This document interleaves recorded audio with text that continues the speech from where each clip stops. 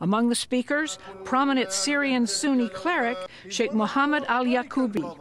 Al-Yaqoubi was among the first Syrian clerics to call on President Bashar Assad to step down in 2011 after government forces cracked down on peaceful protesters. He was forced into exile later that year. But he is also a vocal critic of the Islamic State group. 2 months ago, he released an open letter to its leader, Abu Bakr al-Baghdadi, telling him, "You have misinterpreted Islam into a religion of harshness, brutality, torture, and murder," which he called a great wrong and an offense to Islam. I spoke with Sheikh Al-Yaqoubi yesterday. Why do you think the Islamic State group is staging these violent beheadings of Westerners, even aid workers like Peter Kassig? They carry hatred to the world, to Muslims and non-Muslims alike. You see, he converted to Islam, it didn't help him. He was an aid worker, it didn't help him. What kind of a heart kills someone who came to help the people of Syria? What kind of a man, even in Islam, between brackets, kills his Muslim brother? So why are they so successful, apparently, in attracting recruits not only from all over the Islamic world, but even Western Europe and here in the United States? It's the Assad regime, and the atrocities of the Assad regime would still continue. It's a killing machine. 200,000 people have been killed over 3.5 years now. So as long as the Assad atrocities continue, you'll find groups like ISIS succeeding in recruiting more people. Now, of course, you were an early opponent of the Assad regime. They were peaceful demonstrations then. Why is the anti-Assad movement really now apparently being led by the most extreme elements in the Muslim community? Because the voice of the people was lost within all of the fighting. The Assad regime is very cunning. It opted for violence and extreme use of power from the very early days of the uprising. And it released from prison the most extremists, Islamists, knowing that they will opt for carrying guns and fighting in revenge. So that's how the shape of the Syrian uprising changed from the beginning. You said earlier this week that al-Baghdadi, the self-declared ruler of this Islamic State caliphate, was going to hell. What do you mean? He's against Islam. He's non-Muslim according to the Muslim standards because he's allowing people to kill Muslims, referring to the Book of Allah, wrongly using religious texts. This is anti-Islamic. He's going against God. He's going against the messenger of Islam, Muhammad, peace be upon him. If he repents and come in a court and defend himself, he won't have any one single verse of the Quran to defend his opinion in killing innocent people. What will this hell look like? For him? Yes. Hell for him.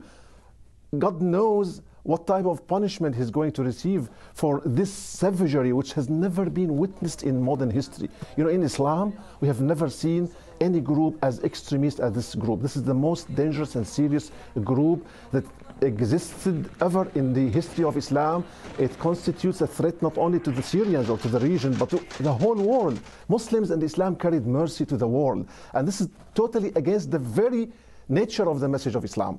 What would you say to young recruits and would-be recruits? I mean, are they headed for the same fate?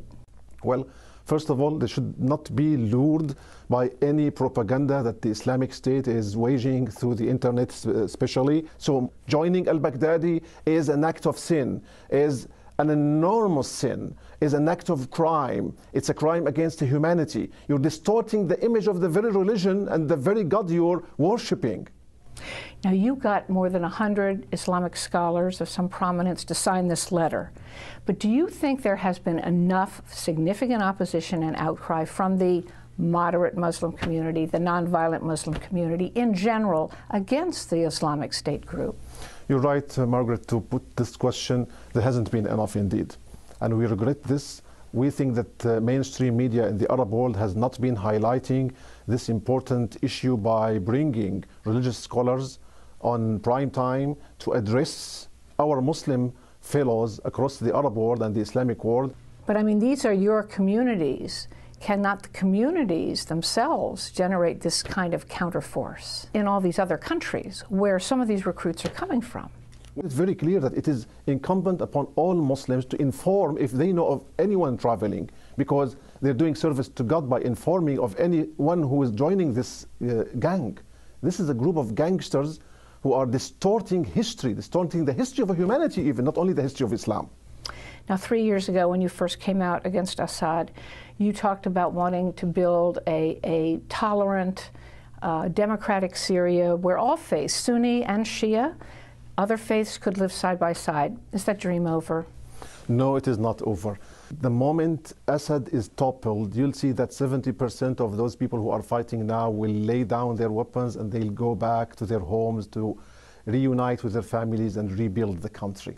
Syrians they presented a beautiful example over centuries of harmonious coexistence between all groups. Damascus is the oldest city that has been inhabited in the world for 10,000 years continually.